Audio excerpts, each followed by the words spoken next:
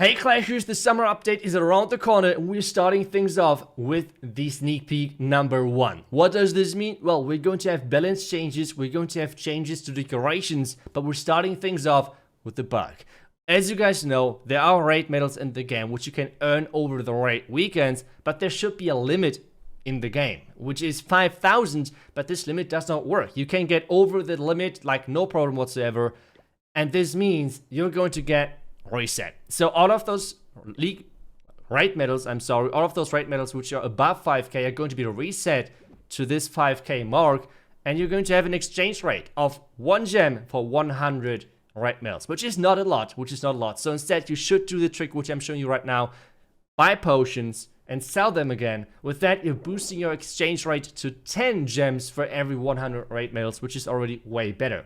But with that being said, let's dive into the balance changes, and starting things off is going to be walls. Walls for the level 9 to 14 are going to get a heavy nerf on the HP. So, for example, for level 11, we're going to have 2000 HP removed from the walls. Overall, this is just to get air and ground more in line, because ground sometimes really struggle against those walls. That's my guess.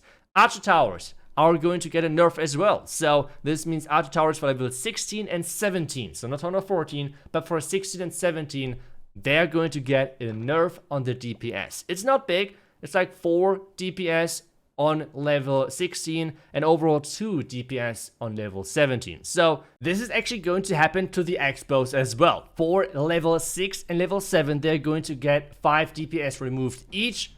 And then the Inferno Towers. More specific, the Sing Inferno Tower is going to get a DPS nerf as well for level 6 only though. So only level 6 is going to be touched for the Sing Inferno Towers. Not really sure why, but that's going to be the next change. Otherwise, the air bombs, and that's something I'm asking for a long time. I will try to explain why exactly those numbers. So, air bombs from level 5 to level 9 are going to get bonus damage. On level 9, it's 35 damage. Now you ask, iTzu, why exactly this number? Let me explain why. First of all, it's a nice nerf to air, it's a nice nerf to Lalo specific, but more specific, the reason behind that is that this exact number is going to take down healers combined with the Warden Aura right away. So this means smash attacks now have to fear 4 red mine farms as well, which I personally think like is just fair. If you can bait queen charges, you should be able to bait warden walks, for example, as well with that. So that's like a nice touch. Next one, mortar. Mortar is going to get a buff. It's going to be actually kind of big for the HP. For level 9 to level 14, the HP is going to be increased. On level 14 overall, it's a 350 HP bonus, which is quite a bit. So especially a lot of strategies are now going to struggle more to take it down really easily. The Eagle is going to be adjusted a little bit, because so far, I don't know even if everyone knew that, but the Eagle is depending on how many troop space you have placed so far and then going to activate. That was a different number for every single level kinda, and now they said, okay, every single level is going to be the same always. It's going to be always 200 troop space, and then the Eagle is going to be active. Let's get to the troops. Pekka starting things off, and Pekka is going to be buffed from level 2 to level 7. Always HP buff. It's going to be HP buff all the way through, around about 200 HP on average, I would say. And then one troop which is actually getting affected quite a bit is the Sneaky Goblin. Sneaky Goblin level 7 and level 8. So tower 14 is going to be affected by this change. The DPS is going to be nerfed. How much impact does this have though? Let's take a look at, and let's see. Collectors which are still on the outside are still going to be taken care of with 1 Sneaky Goblin. Storages which are on the outside are still taken care of with 2 Sneaky Goblins.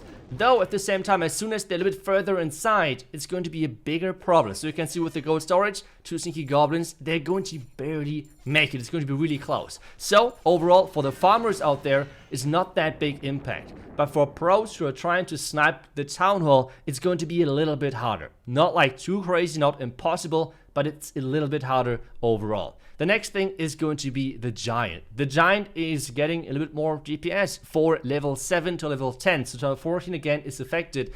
I'm not really sure yet. It's overall only 6 DPS. I'm not sure if it's going to change too much. Maybe Heaters and Giants are going to come back. I'm not sure. We're going to test it for sure after the update. But the next change is bigger. Flame Flinger, and that's like a, it sounds like a heavy nerf. So let's go through the notes first, and then we'll say my opinion. First of all, it's going to be reduced hit, like direct hit damage radius. What does this mean? The first shot is going to have a, reduced direct hit radius overall.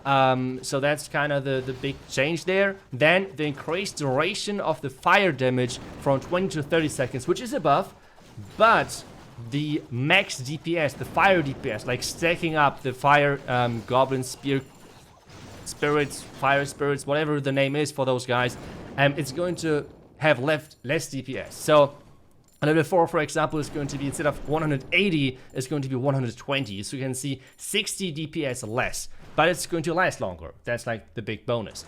What do I think about the change? I think it's not going to change too much about the siege, to be honest. It's a bit slower, but otherwise still very, very usable. Otherwise, we're going to have a bowler buff. Bowlers for level 1 to level 5 are going to get an HP buff, so bowlers have a little more HP. The same thing is going to happen for Valkyries for level 5 to level 9, so tower 14 again is going to be affected.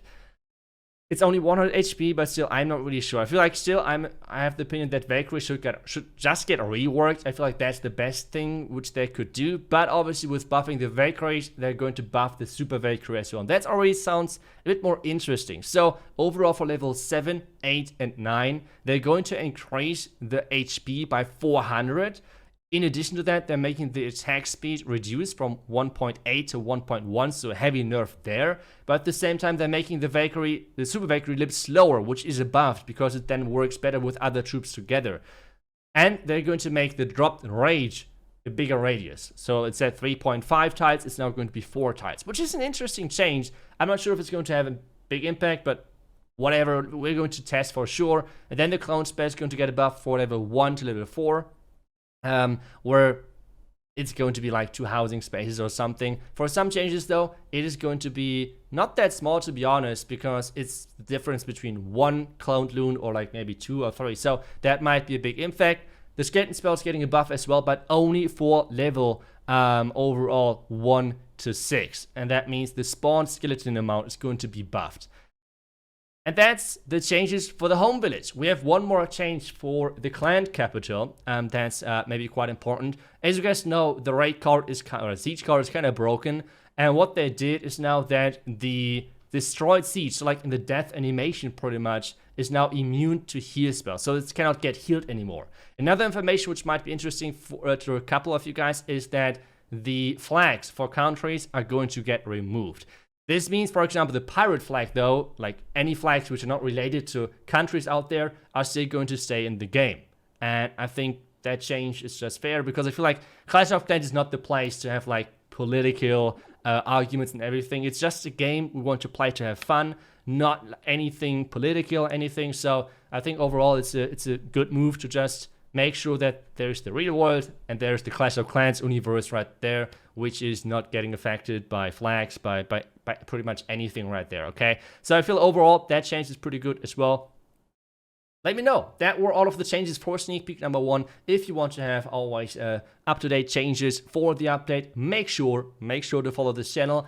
And let me know down below in the comments which to you guys was the biggest change in this balance change in this first sneak peek video. Otherwise, thank you so much. Stay tuned for the next days. And I will see you guys back with the next video. Until then, see ya and bye-bye.